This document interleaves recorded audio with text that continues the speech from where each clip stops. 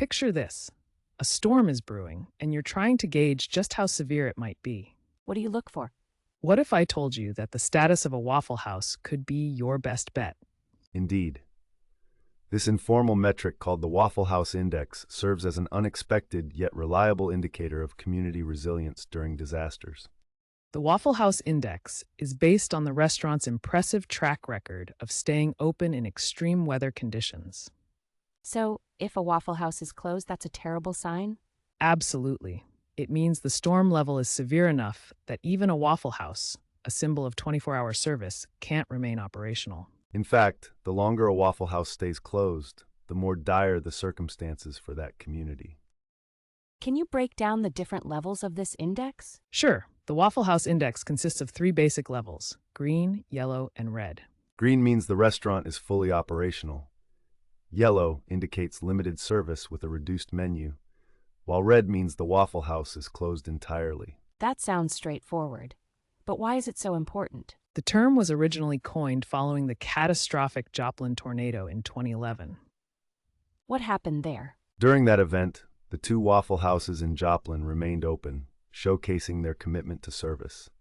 This reputation has led FEMA to adopt the Waffle House Index as a useful gauge when assessing the recovery capability of affected communities. So it's about more than just the restaurant, right? Exactly. It reflects the larger community's ability to rebound. Craig Fugate, the former FEMA administrator, emphasized that the sooner businesses reopen, the faster the local economy can recover. I can see how that's crucial, but what happens when a storm is really severe?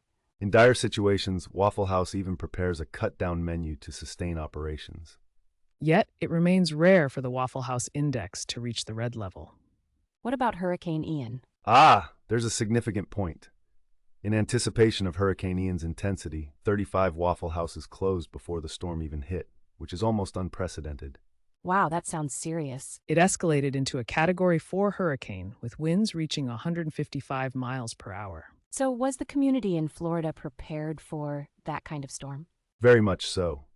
In fact, Waffle House's responses, like assembling jump teams, illustrate their logistics and readiness for disasters. And that preparedness goes a long way, right? But does that really capture the whole picture of disaster recovery?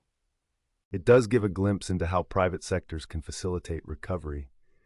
However, I wonder if there are other factors at play. Listeners, what do you think? Feel free to add details or insights in the comments. Exactly. It opens up the discussion. What else influences a community's bounce back from disaster? That's an excellent thought. We'll be diving deeper into that in our upcoming chapters. Get ready to uncover more fascinating angles.